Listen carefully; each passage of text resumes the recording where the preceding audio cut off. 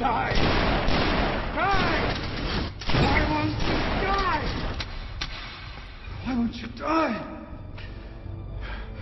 Beneath this mask, there is more than flesh.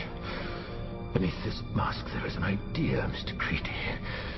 And ideas are bulletproof. So, YouTube has now started removing videos critical of them, publicly using the same community guidelines in which they state, "We encourage free speech and defend everybody's right to express unpopular points of view," as a reason to silence criticism directed at them. Having long failed to get a response from YouTube over its inability to correct mistakes or offer protection from users being subjected to harassment by such mechanisms as bot voting by a small number, I decided a more direct approach was required. The Achilles heel of YouTube is without question their advertising unit. You must have noticed the progressive spread of ads over YouTube.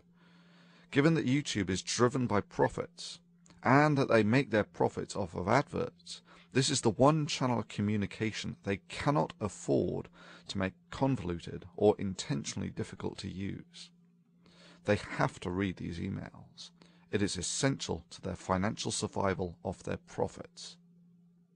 I had suggested that people write to YouTube via this mechanism. I timed the release of the video to be about 6 p.m. Friday Pacific Standard Time, to coincide with the YouTube staff going home for the weekend. Less than 12 hours later, the video was removed for community guidelines violations. Bullshit. Let's take a look at those guidelines, shall we, YouTube? Well, it's not porn, it's not drug abuse, gratuitous violence, shocking or disgusting heartily, it's not copyright, otherwise that would have been a DMCA issue. Then we come to the interesting stuff. We encourage free speech and defend everybody's right to express unpopular points of view. We do not permit hate speech, speech which attacks or demeans a group based on their race, ethnic origin, religion, disability, gender, age, veteran status, or sexual orientation, gender identity. Yeah, this is what I mean about the guidelines being so vague that anything could be a violation. But anyway, it's not that. It's certainly not hate speech, and this is certainly a free speech issue. Things like predatory behavior, stalking, threats, harassment, intimidation, invading privacy, revealing others' personal information, and inciting others to commit violent acts or to violate the terms of use are taken very seriously. Anyone caught doing these things may be permanently banned from YouTube. Harassment? Nah. This was encouraging users to voice legitimate concern. Personal information? Well, I did include Susie Ryder's name. But then again, this was on the video on her advertised channel. I gave away no information that wasn't the first thing that came up when you typed the information on her YouTube advertised video into Google. In any event, it's not personal information. This is just the contact information for the ad sales director of YouTube. This would be like claiming that asking someone to write to President Hussein at the White House is giving away their personal information. Okay, next. Everybody hates spam. Don't create misleading descriptions, tags, titles, or thumbnails in order to increase your views. Well, it's none of those. It is not okay to post large amounts of untargeted, unwanted, or repetitive content, including comments and private messages. No, no, and no. I did none of these. I did not post large amounts of unwanted or repetitive content, nor is this spam. This was the YouTube community expressing its opinion to YouTube. And yeah, for even suggesting that people commit the crime of letting YouTube know the areas of weakness in their system, they took my video down for violation of community guidelines. I call bullshit on that. This was a communal action, targeted at the community organizers. Designed to be effective? Yes, of course. And the fact that YouTube threw their toys out of the pram less than 12 hours after the video was put up shows that it was. Legal? Absolutely. Within the community guidelines? Sure. No. This action would be more akin to a group writing letters to a government about the concerns they have. YouTube's response was the metaphorical equivalent of removing that person's freedom of speech for even suggesting the crime as vile as writing to the government about perceived weaknesses. The hypocrisy is further highlighted in that YouTube had no problems whatsoever when it was being used to organize protests against other organizations.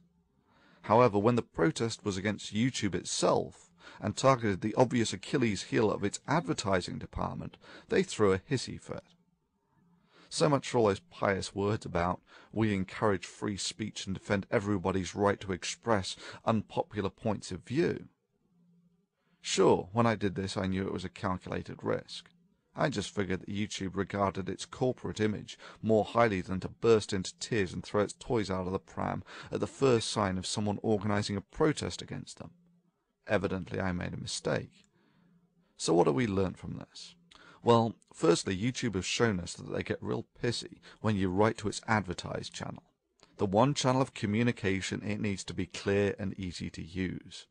Secondly, YouTube's guidelines regarding encouraging free speech and defending everybody's right to express unpopular points of view does not extend as far as videos critical of YouTube or suggesting protests against it.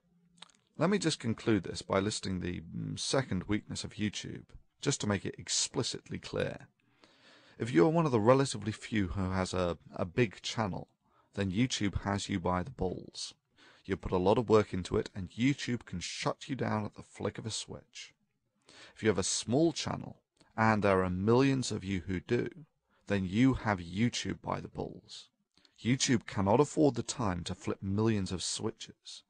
In essence, the subscribers and fans are the only real defense of big users against YouTube.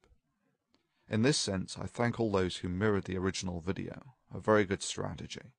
Further, if you not only download but recode the video, it will not appear as a duplicate, and it will not be as easy for YouTube to use automation to remove these videos. Do I have anything to lose by being shut down by YouTube? Of course.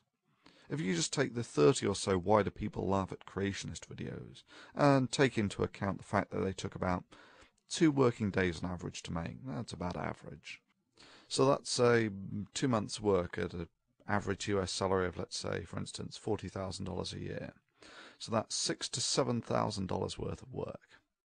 Do I value the work of this channel? Yeah, sure. I just value free speech more.